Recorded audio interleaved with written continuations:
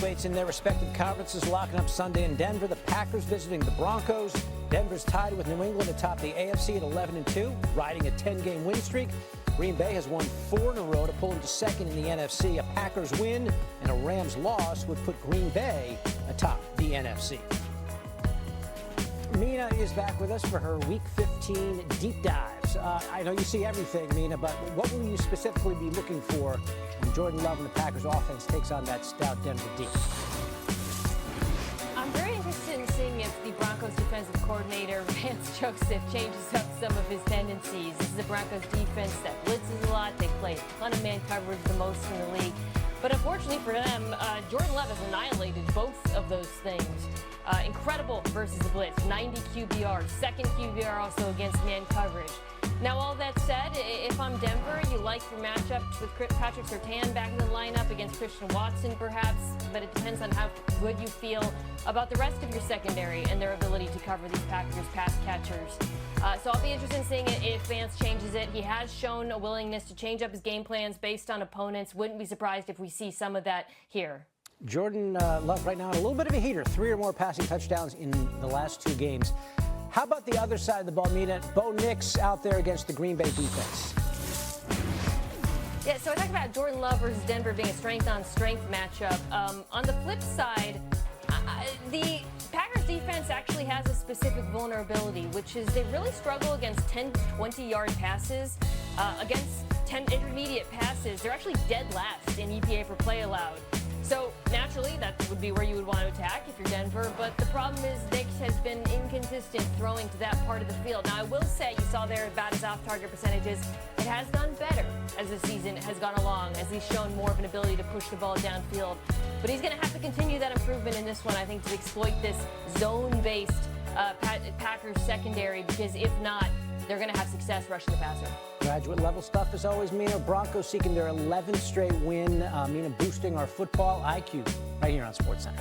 Denver, where the scorching hot Jordan Love embarks on what would be his biggest test of the season, we would think. This Denver defense that has sacked the quarterback a league-high 55 times. And we have reached that time of year where Love and Matt LaFleur have generally been great. In the month of December, Matt LaFleur is 21-4. His teams have lost the turnover battle just 3 times in 25 games. Jordan Love has a career QBR over 80 in December. He has 19 touchdowns to just 2 interceptions in 10 games. So he is coming on strong. Toyota-thon. He always gets hot for Toyota. It always gets hot for the Toyota. But how about this game here as we're looking at the possibilities here? Because this feels it's a monster game, and it's interesting that the Broncos are an underdog at home. The Patriots and the Broncos this week, both underdogs. Historically, you've only ever seen this one time since 1980 where 2 teams or a team riding a 10-game winning streak is a dog at home with their starting quarterback. There were 2 other instances, but the quarterback didn't play because there was rest and injuries. It was the 2005 AFC Championship game. Red-hot Pittsburgh Steelers at home as a dog against Brady's Patriots. They got blown out in that game. I'd be looking at Green Bay in this game. The matchup doesn't suit Denver well. They play single high safety, one of the highest rates, I should say, in the NFL. Jordan Love's #1 in EPA against single high safety. You made the point earlier, and Orlovsky's been talking about it. If Love makes the point for the case for the MVP, it's going to be here in this game. What do you think? Yeah, I think the game comes down to how the Green Bay Packers handle pressure. With Jordan Love, what are the decisions that you're going to be making when they're sending 5 and 6 guys at you? Are guys going to be able to get open? Or are you going to be able to get the ball out of your hands? For that offensive line, can you protect Jordan Love long enough for him to make plays down the field? And then now, can they run the ball with Josh Jacobs to alleviate some of that? Denver doesn't lose in that stadium. They have a winning streak as good as anybody, minus the Patriots. And again, even hearing that great stat from you, Joe, there's still this nobody believes in us card that they are leaning into, and Sean Payton can motivate them like no other, that they still don't believe us. They're still picking against us. Vegas, get up, wherever. Broncos are 11-2, and they have beaten every good team they've had to play. I'm picking the Broncos in this one. I know you're rolling your eyes. No, I'm saying this is a game. Has to make throws. It's not a game you can hide him in. It can't be screen pass. I know his stats aren't smoke and what mirrors. you think they would be, but does he not make the big plays? I understand. I can't even say hide him because there's nothing more important for the quarterback position than when the game's on the line in the fourth quarter. I understand that. Wins, That's when he's and great. he's at the very top of the league when it comes to game-winning drives. But Green Bay has closers too. So we want to talk about the Denver Broncos pass rush. They got two killers on the outside as well. And this was Michael Parsons was brought in for. Nobody cares about what somebody's record is at home. What the hell they got to do with me? So you're saying Micah Parsons comes in there and thinks we're the team to look. I mean, these teams obviously don't play in the same conference. I see a lot of Green Bay Set up the there. tone, baby. The believer. Give me one final thought on this one, Harry. Yeah, I think it's going to come down to Bo Nix. He's going to have to make 4 or 5 throws in this game. The last big game that the Denver Broncos had at home, it was the Kansas City Chiefs. And you see some throws here from Bo Nix and what he was able to do and been pinpoint accurate. He had his receiver on a go route. He was accurate. Ball placement was everything. You're going to see it right here as it comes up on the screen. At some point, it's going to come up right here. Great job by the wide receiver getting outside on the go route. But watch the ball placement by Bo Nix.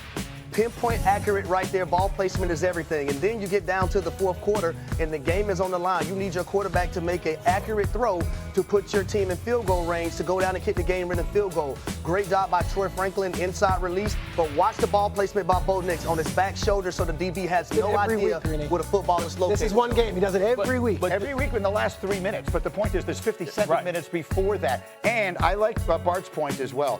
We talk all on Benito and Cooper. They rush the quarterback. Give me Micah Parsons in that. And the fact is, Kansas City can't rush the passer, so they had to blitz. The standings meet up on Sunday when the Packers will take on the Broncos. Green Bay coming off a huge win over the Bears. That moved them into first place in the NFC North. Meanwhile, the Broncos have not lost a game since September. Their 10-game win streak is tied for the longest active streak in the league. Who's got the advantage, though? Is it the Packers that are heating up, or the Broncos defense that has been really good all year long? Cam, what do you think? I'm going with the Denver Broncos. The reason being is this is the time of the year where teams start making a leap to who their true identity is. And Denver's identity all year has been stout defense, very bullish defense, ranking number 3 in total defense, number 5 passing defense, and number 3 rushing defense. Versus a team that is adequate to score points on you, but I think they still get negated by Vance Joseph-led defensive attack. Stephen A., what do you think? This is a hard one because I'm looking at Denver's defense. They are absolutely no joke. Top 5 in every category that matters. Pretty much top 3, actually. And they lead the NFL with 55 sacks, so they get at the quarterback. But I think as we've seen Green Bay's defense ascend, even though Chicago gave them a run for their money last week. And you combine that with the way Jordan Love has looked in one-score games, one-score wins. I mean, you beat the Lions and you beat the Bears over the last 2 weeks, just 7 touchdowns and then 1 interception, 1 turnover rather than a 122.6 passer rating. I'm looking at him this season. When playing with the lead, RC, the man has 12 touchdowns, 1 interception, all right? And he has more touchdowns than sacks with a 113 passer rating. If Jordan Love and Green Bay's offense can give you anything, you know the defense could do something because we've had so many questions about Denver's offense. I'm going to give Green Bay, even though it's a road game, I'm going to give Green Bay the edge in this game because I think they've looked better on both sides of the ball. I'm talking not better than defense, but I'm saying their defense has looked as good.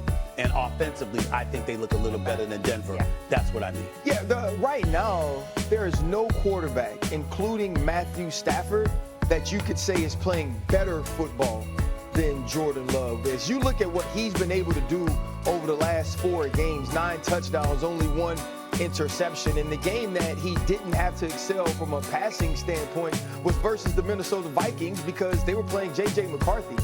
Jordan Love has been handed the keys to this Green Bay Packers offense, and they've never soared so high under Michael LaFleur since Aaron Rodgers left. Since Aaron Rodgers' Matt LaFleur. Since Aaron Rodgers' 2 MVPs that he had under Matt LaFleur, this offense has been trying to find an identity. They have an identity now. Last year, it was all about what can Josh Jacobs do.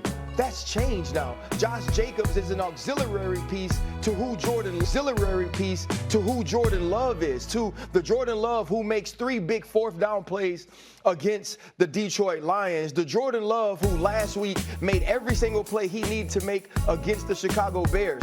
This is a quarterback now that's being everything we were asking him to be, and he's going to show it again against a very stout Vance Joseph Denver Broncos defense.